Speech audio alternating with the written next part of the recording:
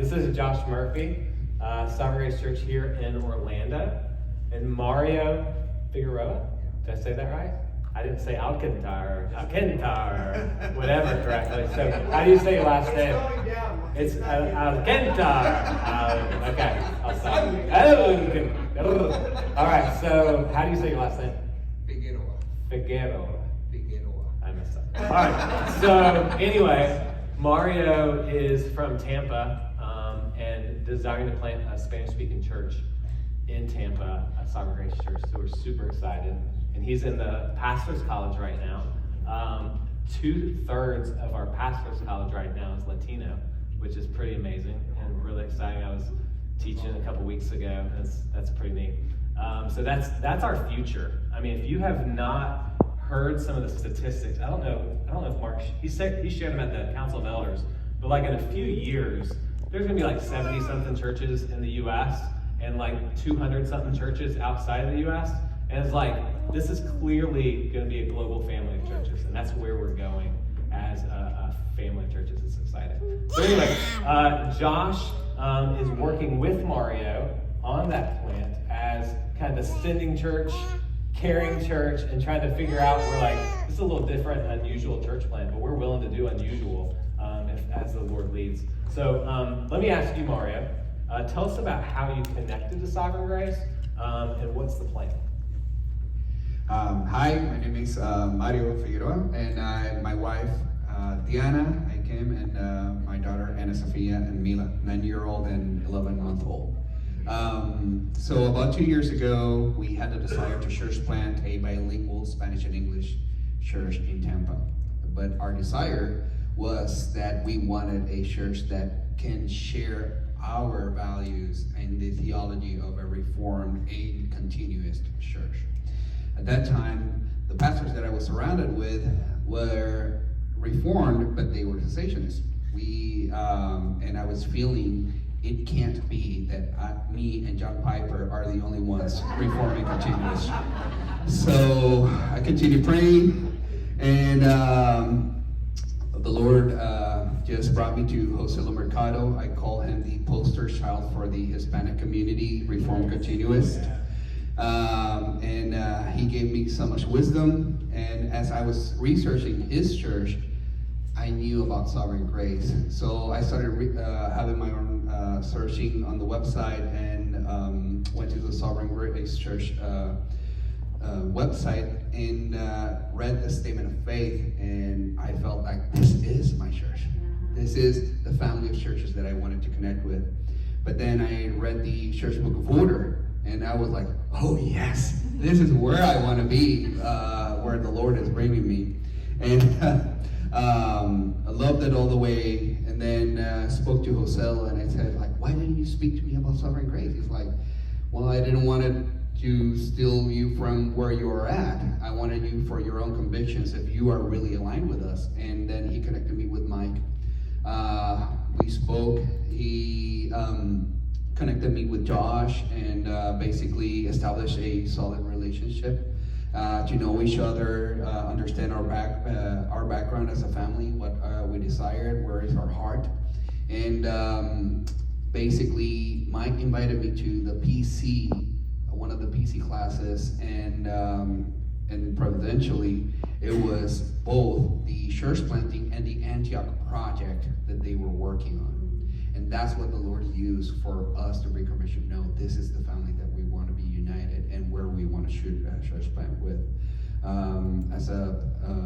Basically, we saw the classes, well-structured, informed theology, but not only that, seeing the love and care from all the pastors from different states that they probably even knew themselves for the first time because they lived so far, but how they care for each other and love each other. So, yeah. We do plant relationally.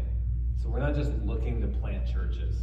We're looking to plant family members in some ways. So we want to build you in and plant you out, but it's not planting out, hey, I hope it goes well. No, we're part of a family, and we deeply care about our church plants. So super grateful for you. Josh, How are you and Mario connected, and even your church planting Mario? What's it look like from your side?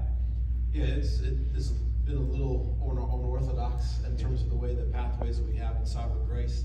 I remember one day you either emailed me or called me, I forget. You're like, hey, there's this guy, you should talk to him. And I said, oh yeah, tell me about him. Let's talk to him. We just started talking. Multiple conversations, multiple phone calls, truly just getting to know him. And then had a chance with my wife and I went down and met he and Deanna and the girls for dinner to get to know them even more. And just the multiple conversations that our partnership has in a family way to be able to interact from Mike to Salo to myself. And because it become clear, let's have one conversation at a time. If God continues the green light, we're going to keep taking the next step and just continue to get faith and clarity for what looked like next. And this is kind of all going on where my church has no idea this person even exists at this point. And so then I bring to them, church, here's this man, this family, here's this opportunity. And the way the Lord just united our church to say, well, this is exciting for us. They could be more excited. We had Mario come over and preach in the middle of the summertime, come to several services where they moved up here. So the way that we're connected is, we got connected through some of our partnership, but now it feels like more to me. And he can shake his head or one way or the other. It feels much more like family to me at this point. This is a brother in the Lord. This is somebody who I'm excited to have at our church. The way that when he comes back for his residency and looking at the uniqueness of that, they have a growing core group. It's not like they're waiting. They have multiple families and they're adding to their midst while he's in the pastor's college. Luis Carlos do an excellent job serving and leading that group. This is a family that is excited for this. So about once a month, those that are able from Tampa come over to our church to celebrate worship together on Sunday morning. We talk weekly, depending on the class. Depends on how often we talk at pastor's college. So we just, there isn't anything that's going to change, I don't think, in our relationship other than we're going to talk even more on the other side of this because we together, it's not just Mario's burden to plant a church. It's our desire to be a biblical church. Churches plant churches, and the opportunity to do this with Mario and a bilingual speaking church is something we've been praying for an opportunity to do, and God's opened the door, which we've been faithful to do. Yeah, I remember the first call when I called you, and I had no idea you guys have been praying for Tampa. And I'm explaining who Mario is. You're like, we've been praying to plant a church in Tampa. We just had no idea how that was going to happen. We have 3 other cities we're praying about. Now we're just like, Lord, we need a guy. We know the city. We need a guy. We need some people. So we're praying already in here in Central Florida in particular. Opportunities, and that is the opportunity from the Lord. The Lord's gifted us with Mario and Deanna and this group to plant together. So we're excited. Yeah. So if you like the weather here this week, Josh would love to talk to you about just staying in Central Florida. That's awesome. Well, Mario, tell us about, you're on the very early side of planting, and why did you want to go to the pastor's college? Yes, even though that originally when I read the statement of faith of Sovereign Grace, I was like, yes, I am aligned with this.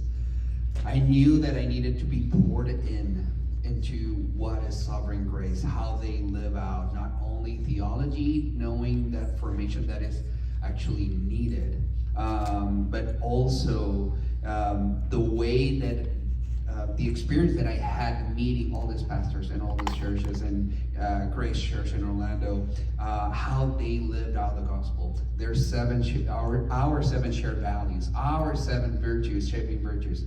It is something that you need to experience if you're not in a Sovereign Grace Church. And I want us, not only myself, but our church to be living out, breathing out those things in our church also. And that was one of the main things that we used, that it was a deciding factor for us to be in a pastor's college.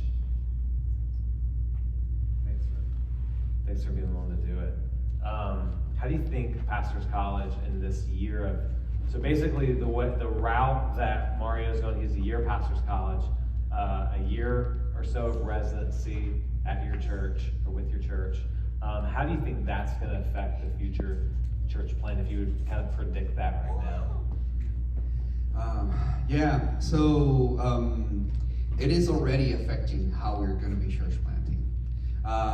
We have seen on each class, each pastor, each teacher that we are being encountering, each relationship that we're developing, as conversations are growing more, it is actually helping us shape better and be cautious in every step that we're taking. We want to be sure to making the right step in a solid ground. As much as humanly possible, we can. And the other step is just to trust in the Lord in all this process. We've seen so many things that it has been help us to form and shape how we are dreaming passionately of how this church is going to be church planted, and looking forward on the relationships that we have and all the churches that we are creating those relationships right now, on how we are going to be collaborating with each other. So that's something that is unique, that I thought of it as a dream, and now we're seeing the realization being settled and saying, yes, Lord, these connections are being here, and really excited and looking forward for it. Awesome. And Josh, not only are you planting a church, but you've been part of the Antioch project that Ricky talked about. Tell us a little bit about, like, boots on the ground. You just walked through the Antioch project. What was that like, if anyone's interested? Listen, if you're at all interested, if it's even a thought, if it's not a thought, do it. That's about as simple as I can tell you. You shouldn't think too long about it before you just do it. When I signed up for it, I'm on our regional church planning committee, I guess, am still. And the other guy on our committee, we're going to go, we want to learn how we can help serve, benefit from our churches, but serve our region in some of these conversations. At the time, I didn't know that this was going to be a reality very soon.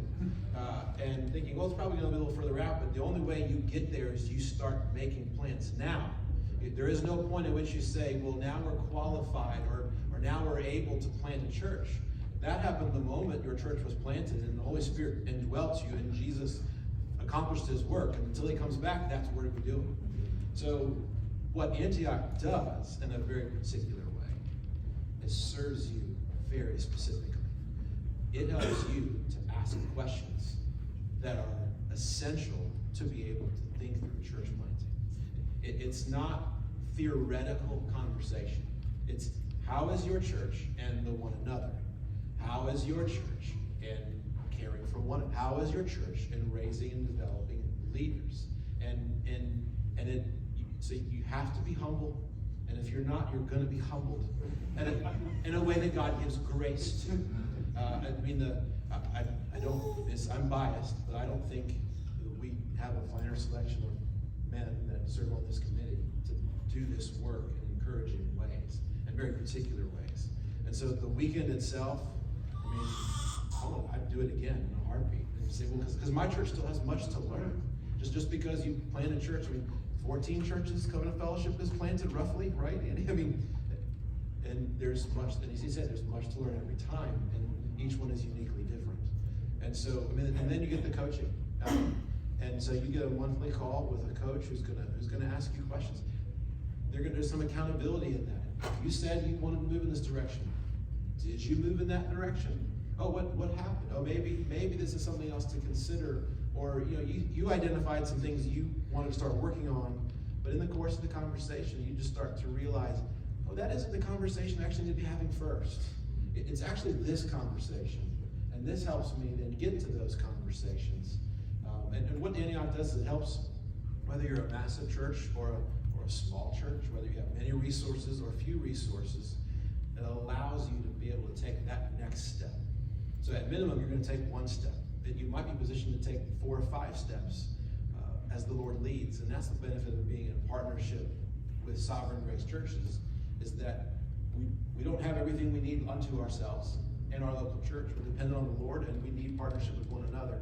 So we can benefit from one another, men that have been there and done this and seen the good and the hard and the difficult, and can encourage you through it. So if you're not thinking about it, think about it. If you're thinking about it, do it. And you will be thankful for it on the other side. Thank you. Can we give these guys a hand? As they go back to